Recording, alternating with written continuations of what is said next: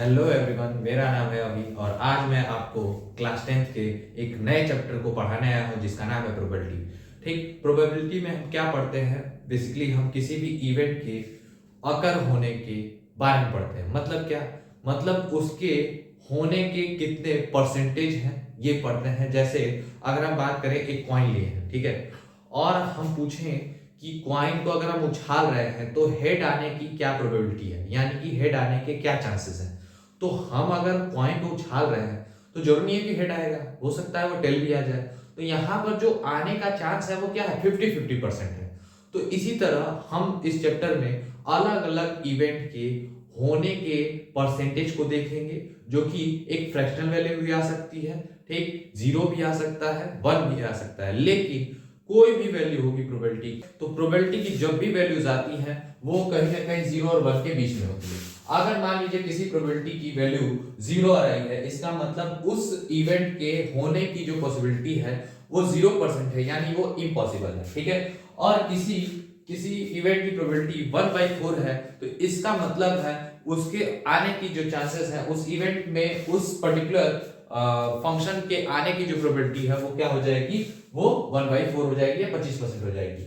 या फिर किसी इवेंट में जो हम चाहते हैं कि ये इवेंट में ये अकर हो, उसके आने की प्रोबेबिलिटी या तो 50% आ जाएगी, या तो 75% आ जाएगी, या तो 100% आ जाएगी। ऐसे मेरे बातों से नहीं समझ में आएगा आपको। जब मैं एग्जांपल्स आपको समझाऊंगा तो आप एकदम बिल्कुल ही आसानी से समझ जाएंगे। इस चैप्टर को पूरा अच्छे से समझ जाएंगे। बस इस लेक्चर को ध्यान से बस सुनिए, बस और कुछ मत कीजिए। आप कॉपी पेन लिए हो चाहे ना लिए हो, बस मेरी बातों को सुन लीजिए, आप इस चैप्टर को अच्छे से समझ जाएंगे। ठीक है, स्टार्ट करते हैं। तो मैं क्या बोल रहा हूं कि कभी भी प्रोबेबिलिटी लिखूंगा तो probability of an event PE लिखता हूं, ठीक। इसका मतलब क्या है? इसका जो फार्मूला होता है, लिखते हैं number of favourable out favourable outcome upon में टोटल नंबर ऑफ आउटकम। इसका मतलब क्या है? यानी जो हम चाह रहे हैं कि इस इवेंट में ये हो, उसका जो भी आने का नंबर है या फिर जितना पॉसिबिलिटी है उसको लिखेंगे, और जो टोटल इवेंट में जो जो पॉसिबिलिटीज हैं, जो जो चीजें आ सकती हैं उसको लिखेंगे। जैसे अगर मैं यही बात करूं तो मैं क्या कर रहा हूं, मेरे पास एक झोला है जिसमें 1 है, 2 है, 3 है, 4 है, ठीक। और मैं इसमें पूछूं कि प्रोबेबिलिटी ऑफ गेटिंग ए, इस झोले में से मैं चाह रहा हूं कि ए मिले मुझे। मतलब क्या? एक इंग्लिश का अल्फाबेट ए मिले। तो प्रोबेबिलिटी ऑफ ए अगर मैं देखूं तो यानी यहां पर ए है ही नहीं, तो जीरो हो जाएगा। और ये टोटल टोटल जो आउटकम्स हैं वो कितने हैं? 4 हैं, ठीक। तो यानी यहां पर प्रोबेबिलिटी क्या आ जाएगा? जीरो आ जाएगा। यानी यहां पर जो उस इवेंट की ए आने की जो प्रोबेबिलिटी है वो क्या हो जाएगी? 0% हो जाएगी। या फिर हम क्या लिखेंगे? 0%। इसी तरह से अगर मैं कोई और सवाल पूछूं, मैं पूछता हूं कि मैंने यहां पर ए जोड़ दिया, बी जोड़ दिया, सी जोड़ दिया, ठीक है। अब मैं आपसे पूछता हूं probability of getting an English alphabet, ठीक है। तो यहां पर मैं क्या लिख रहा हूं? इंग्लिश अल्फाबेट, ठीक है। ये मैंने लिख दिया ई अल्फाबेट, ठीक है, या फिर अल्फाबेट लिख रहा हूं, ठीक है।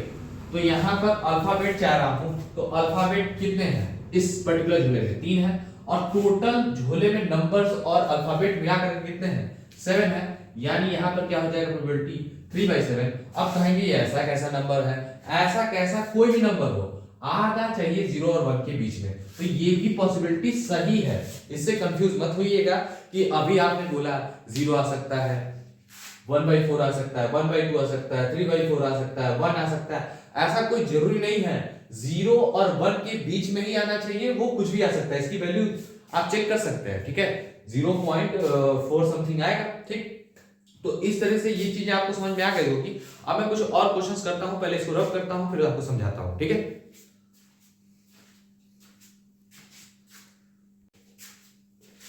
अब मैं आपसे एक और क्वेश्चन पूछता हूं जिसमें मेरे पास एक ऐसा झोला है, ठीक है। मेरे पास एक ऐसा झोला है या बॉक्स है, कुछ भी है, ठीक। उसमें मैंने एक रेड कलर का कोई बॉल ले लिया, एक व्हाइट कलर का ले लिया, एक ग्रीन कलर का ले लिया, एक ब्लैक कलर का ले लिया, ठीक है। और मैं इसमें पूछ रहा हूं प्रोबेबिलिटी ऑफ गेटिंग एक ग्रीन बॉल, ठीक। तो ग्रीन बॉल आने की प्रोबेबिलिटी में पूछ रहा हूं, यानी जो मेरे को चाहिए वो कितनी बार है? एक ही बार है, वही आने के उसकी चांसेस है। और टोटल जो बॉल्स है वो मेरे पास कितने हैं, 4। इसमें से मैं कोई भी एक बॉल निकाल रहा हूं बिना देखे, ऐसा नहीं मेरे को ये पता होगा, मैं झूले में से रैंडमली निकाल रहा हूं, तो उसमें जो ग्रीन आने की प्रोबेबिलिटी होगी वो 1/4 होगी। अब मैं इसे पूछूं चाहे रेड आए चाहे ब्लू आए, मैं क्या बोल रहा हूं, चाहे रेड आए चाहे ब्लू आए, यानी मैं रेड आएगा तो भी ठीक, ब्लू आएगा तो भी ठीक, तो यानी मैं जो चाहता हूं वो कितने हैं, 2 है, और टोटल कितने हैं, 4 है। ठीक है, तो यहां पर काट के कितना हो जाएगा, 1/2, यानी यहां पर 50-50% चांसेस है कि रेड या ब्लू आपको मिल जाए। अब मैं पूछूं प्रोबेबिलिटी ऑफ गेटिंग क्या येलो, ये तो पॉसिबल ही नहीं है, ठीक, तो जो मैं चाहता हूं वो है ही नहीं, और टोटल कितने हैं, 4 है, यानी यहाँ पे क्या हो जाएगा, 0 आ जाएगा। तो इस तरीके से आप आसानी समझ सकते हैं कि मैं कहना क्या चाह रहा हूं। प्रोबेबिलिटी किसी भी इवेंट का पूछा जाएगा, जो भी आपसे पूछा जा रहा है, ठीक, उसको देखिए वो आने के उसकी कितने नंबर्स हैं, ठीक, और टोटल नंबर ऑफ जो पॉसिबिलिटीज है उसको नीचे लिखिए, उसके बाद उसको डिवाइड करके आप लिख सकते हैं। आप चाहे एग्जाम में फ्रैक्शनल भी छोड़ सकते हैं, आप चाहे परसेंटेज में भी छोड़ सकते हैं, ठीक, एग्जाम में आप फ्रैक्शनली छोड़ दीजिएगा, अगर एमसीक्यू है तो फिर आपको मैच करना पड़ेगा। ठीक है, आगे देखते हैं, कुछ और भी चीजें मैं आपको डिटेल में बताता हूं, लेकिन इससे पहले इसी चीज में एक और चीज बताना चाह रहा हूं। अगर मैं यहीं पे प्रोबेबिलिटी ऑफ, यहां पर प्रोबेबिलिटी ऑफ ग्रीन देखा 1/4 आया, प्रोबेबिलिटी ऑफ व्हाइट देखा 1/4 आया, प्रोबेबिलिटी ऑफ ग्रीन हो चुका है ना, रेड देखा वो भी 1/4 आ रहा है, प्रोबेबिलिटी ऑफ ब्लू देखा वो भी क्या आएगा, 1/4। अब मैं इस इवेंट की प्रोबेबिलिटी को देखूं तो टोटल प्रोबेबिलिटीज को अगर मैं जोड़ूं 1/4 1/4 1/4 1/4, इन सब की वैल्यू जोड़ने के बाद क्या आ जाएगी, 1 आएगी, यानी कोई भी इवेंट हो ओवरऑल जो आएगा वो क्या आएगा, 1 आएगा, ध्यान रखिएगा। ठीक है, तो किसी भी इवेंट का ओवरऑल सम क्या आएगा, 1 आएगा। ठीक, यहां तक क्लियर है। अब मैं अगला क्वेश्चन आपसे पूछता हूं जो कि डाइस के बारे में है, इसको रब करता हूं फिर पूछता हूं आपसे। अब इसमें एक कॉमन सवाल जो है हमेशा पूछता है डाइस के बारे में। ठीक है, तो एक सिंगल डाइस के बारे में बताऊंगा, फिर 2 डाइस के बारे में बताऊंगा, फिर उसके बाद कार्ड्स के बारे में बताऊंगा, और कोई भी इवेंट हो उन सब के बारे में बताऊंगा। तो सबसे पहले स्टार्ट करते हैं डाइस के बारे में। एक सिंगल डाइस, तो एक डाइस है, एक डाइस का मतलब समझते ही होंगे, जो आप लोग बचपन में लूडो खेलते थे, अभी भी खेलते होंगे। ठीक, तो डाइस में क्या होता है, जो नंबर्स होते हैं वो 1 होता है, 2 होता है, 3 होता है, 4 होता है, 5 होता है, 6 होता है, आगे नहीं जाना है, इतना ही होता है। ठीक है, यहां शुरुआत करते हैं। अगर मैं पूछूं प्रोबेबिलिटी ऑफ गेटिंग 6, ठीक, प्रोबेबिलिटी ऑफ गेटिंग 6 मतलब मेरे को बस 6 चाहिए, तो 6 आने की प्रोबेबिलिटी मैं पूछ रहा हूं, तो जो मुझे चाहिए वो एक ही बार है। ठीक, और जो टोटल नंबर्स हैं वो कितने हैं, 6 हैं, यानी इसकी प्रोबेबिलिटी क्या हो जाएगी, 6 आने की प्रोबेबिलिटी 1/6 हो जाएगी। अब मैं पूछ रहा हूं probability of getting a number less than, ठीक है, लेस देन 6, 6 से कम आने की प्रोबेबिलिटी क्या होगी, तो 6 से कम आने की प्रोबेबिलिटी क्या हो जाएगी, यानी 6 को छोड़ करके ये सब कोई भी आ जाएगा तो मेरा काम हो जाएगा, यानी मेरे को जो नंबर चाहिए वो 5 है, और टोटल नंबर्स कितने हैं, 6 हैं, यानी मैं जो चाह रहा हूं उसकी प्रोबेबिलिटी कितनी है, 5/6। अब मैं पूछूं probability of getting even number, क्या पूछ रहा हूं, इवन नंबर। इवन नंबर पूछ रहा हूं तो इसका मतलब क्या है, इवन नंबर्स कौन कौन से हैं, 1 2 3, तो टोटल मेरे को जो चाहिए वो 3 है, और टोटल नंबर्स कितने हैं, 6 है, यानी इसकी प्रोबेबिलिटी कितनी आ जाएगी, 1/2। ऐसे ही सेम मैनर में मैं ऑड पूछूं तो वो भी हो जाएगा, ऑड पूछ रहा हूं तो इसका मतलब क्या है, 1 3 5, यानी जो चाहिए वो 3, और टोटल कितने हैं, 6, यानी काट कितना आ जाएगा, 1/2। अब मैं एक और चीज पूछता हूं, probability of getting a number equals to 4, ठीक, आर लेस देन 4, मैं क्या बोला, less than or equals to 4, यानी मेरे को जो चाहिए वो 4 हो या 4 के बराबर हो, 4 हो या फिर 4 से कम हो।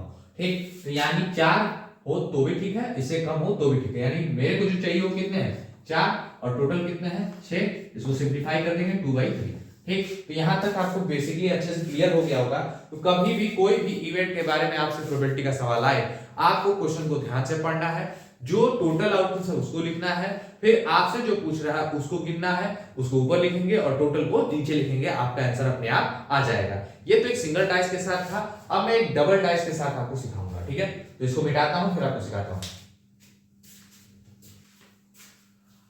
अब आते हैं 2 डाइस के साथ जो क्वेश्चंस पूछे जाते हैं उसके बारे में आपसे डिस्कस करता हूं। ठीक है, तो जैसा कि अगर मैं एक क्वेश्चन पूछता हूं, probability of getting same numbers, ठीक है, सेम नंबर्स। यानी मैं चाहता हूं कि अगर मैंने दो डाइस थ्रो किया और वो दोनों पे जो आउटकम आए वो सेम आए, उन दोनों के सेम आने की जो प्रोबेबिलिटी होगी वो कितनी होगी ये बतानी है, ठीक। तो सेम नंबर देखिए 1 1 है, 2 2 है, 3 3 है, 4 4 है, 5 5 है, 6 6 है, ठीक। तो ये कैसे आया होगा, ठीक। तो टोटल कितने हैं, 6 है, और ये टोटल आउटकम कितने हैं, 36 है। ये कैसे है ये तो पता होगा आपको, ठीक। ये कैसे आया देख सकते हैं, देखिए क्या लिखा हुआ है, 1 1 है, 1 2 है, 1 3 ऐसे करके, फिर ऐसे करके लिख सकते हैं, चाहे ऐसे करके लिख सकते हैं, ठीक। तो यहाँ पर ये जो वैल्यू आई है ये कितनी है, 1/6 आई है, 1/6। अब मैं पूछूं प्रोबेबिलिटी ऑफ गेटिंग, ठीक, अ नंबर जिसका सम कितना हो, सम जो है वो 8 के बराबर हो, सम जो है वो 8 के बराबर हो। तो सम 8 के बराबर कैसे आएगा, देखिए, या तो कहा गया ये हो गया आपका 8 4 4, ठीक, और क्या आ सकता है 5 3 आ सकता है 8, ठीक, और क्या आ सकता है 6 2 आ सकता है, और क्या आ सकता है 5 3 आ सकता है, और क्या आ सकता है 6 2 आ सकता है, ठीक। क्लियर हो गया। यानी ये और ये तो कितने हैं, 1 2 3 4 5, तो टोटल आउटकम कितने हैं 5, जो मुझे चाहिए वो आउटकम कितने हैं 5, और टोटल आउटकम कितने हैं 36। तो यहाँ पर इसकी वैल्यू कितनी आ जाएगी 5/36। इस तरह से आपसे कोई भी सवाल कहीं से भी पूछ दे, आप आराम से बता सकते हैं। बस क्वेश्चंस को ध्यान से सुनिएगा कि आपसे बोल क्या रहा है, सेम नंबर बोल रहा है या एडिशन ऑफ नंबर बोल रहा है या मल्टीप्लिकेशन बोल रहा है, आप इसमें से आउटकम छांट करके आराम से बता सकते हैं, ठीक। ये जो चीज मैंने लिखी है इस चीज को हम सैंपल स्पेस बोलते हैं। सैंपल स्पेस क्या करता है, हमारे टोटल नंबर ऑफ आउटकम्स को निकाल के दिखाता है। इसमें अगर मैं 2 कॉइंस की बात किया तो 2 कॉइंस निकालने का ये जो टोटल सैंपल स्पेस निकालने का फॉर्मूला होता है वो क्या होता है वो आपको दिखाता हूं। तो यहाँ पर क्या लिखते हैं, डाइस के लिए 6 के पावर n, यहाँ पर कितने डाइस थे, 2 डाइस थे, तो 6 के पावर 2 लिखा, यानी कितना आ जाएगा, ये आपको दिख नहीं रहा होगा, यहाँ लिख रहा हूं, तो 6 के पावर 2 यानी कितना आ जाएगा 36, यानी टोटल आउटकम कितने आ गए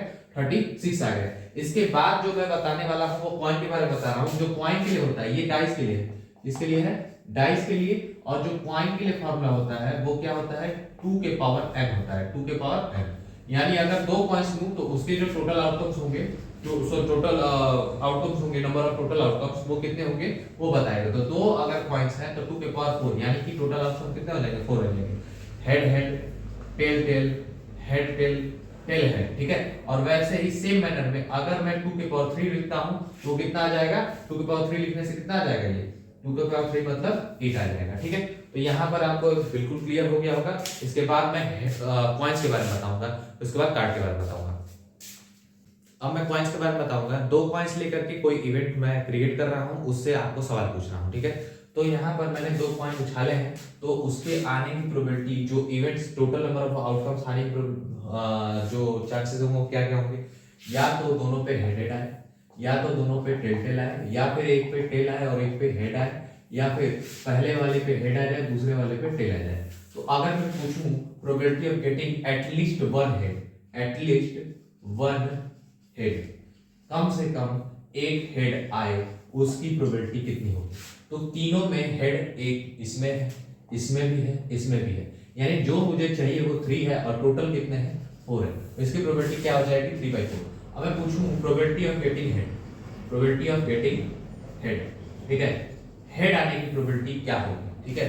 तो हेड तो सब, हेड इसमें भी है, इसमें भी है, इसमें भी है, तो यहाँ पर भी 3/4 हो जाएगा, ऐसा ठीक जरूर नहीं है। मेरे को बस गेटिंग हेड बोला है, तो हेड में ये थोड़ी बोला है कि पहले वाले पे है दूसरे वाले पे है, मेरे से ये बोला है हेड आना चाहिए। अब मैं पूछूं प्रोबेबिलिटी ऑफ गेटिंग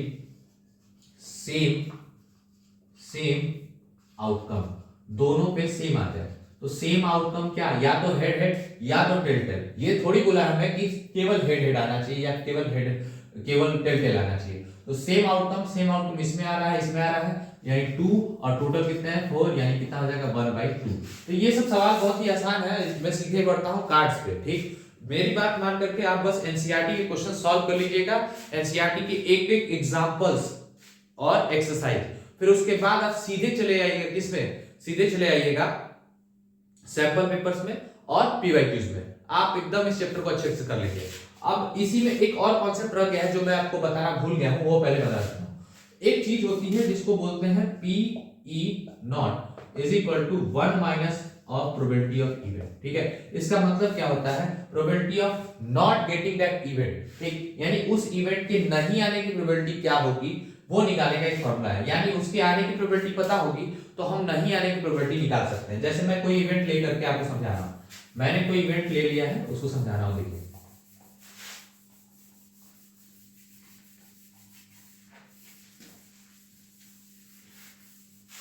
मैं यहां पर एक बॉल ले रहा हूं, रेड, ग्रीन और व्हाइट, ये मैंने बॉल्स ले लिए। ठीक, अब मैं पूछूं probability of getting, probability of पहले पूछता हूं probability of getting green ball, तो 1/3 होगा। ठीक, ग्रीन बॉल 1 है और टोटल 3 है।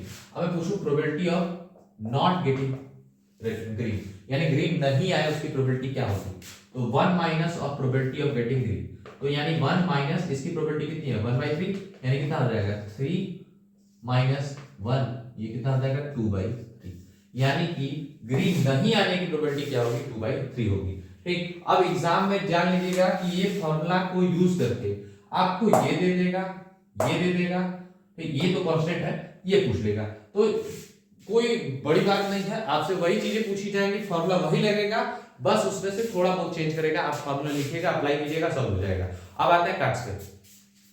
जो अभी मैंने प्रोबेबिलिटी ऑफ नॉट वाला बताया था फॉर्मूला, ठीक, पीई नॉट वाला, ठीक, उसमें जो ये पी नॉट पढ़ते हैं इसको क्या बोलते हैं, नॉट ऑफ ई। ठीक, इसको कॉम्प्लीमेंट ऑफ ई बोलते हैं, और जो पी नॉट ई है और जो पी है उसको हम क्या बोलते हैं, ये दोनों कॉम्प्लीमेंट्री होता है। ये चीज मैं बताना भूल गया था, अभी बता रहा हूं, इसके बाद सीधे आता हूं काट्स पे।